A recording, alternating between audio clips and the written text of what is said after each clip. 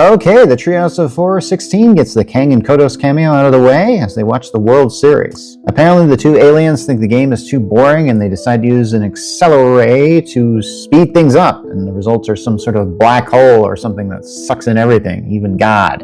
I can't help but wonder if this thing is a commentary on how the World Series often delays the Treehouse of Horror episodes. Maybe.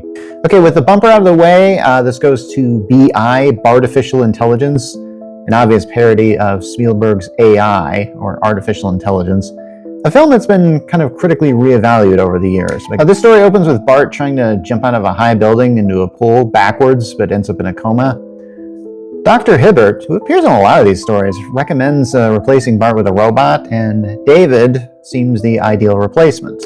Then Bart wakes up from his coma, comes back home to see David, and is very jealous of his Bro. Bart then just tries to straight up destroy David, and then the family just abandons Bart. This is actually a lot like the source material, but some robots go and meet with Bart, and there isn't a flesh fair. Then it strays away from the source material entirely. Bart just cannibalizes the robots to build this mech exoskeleton so he can destroy David. It even splits Homer in two. I gotta admire that this parody is really doing its own thing, honestly. Then it turns out to be like a dream of Homer, who's in the midst of an exorcism. Didn't see that one coming. Anyway, so good first one, and then there's the next one, Survival of the Fattest, a very easy parody of The Most Dangerous Game. This is a great story, and I'm surprised that it's taken this long for Treehouse of Horror to adapt it. It begins with Homer being invited to a hunting party by Mr. Burns in his private state in Pennsylvania. Just kidding. It's at his regular estate, the mansion he's usually in, and he's not the only one that's invited. So Burns then announces that he's just gonna hunt all of them, and they have until noon tomorrow unless he kills them first. What's funny is how it ends up being a reality show, co-hosted by Terry Bradshaw. What the heck? Oh my gosh, this is so funny. And I won't spoil the ending. So let's get to the third story, I've Grown a Costume on Your Face.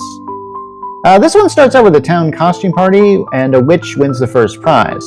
When they find out that she's a real witch, they take away her prize, and then she casts a spell to make everybody essentially who they are dressed as. Okay, as far as a Halloween episode is concerned, this idea is pure gold. This idea leaves a lot of room for gags, and many of them are very good as they are imaginative. Except for one where someone's Jared from Subway. Ooh, that didn't age well. Sadly, this story doesn't have a really good resolution. Instead, the characters just break the fourth wall and talk about adult illiteracy. Oh, and Dennis Rodman shows up for some reason. So yeah, this is actually a pretty funny episode overall. So what did you think of Treehouse of Horror 16? Did you like it as much as I did? Go and leave a comment on it.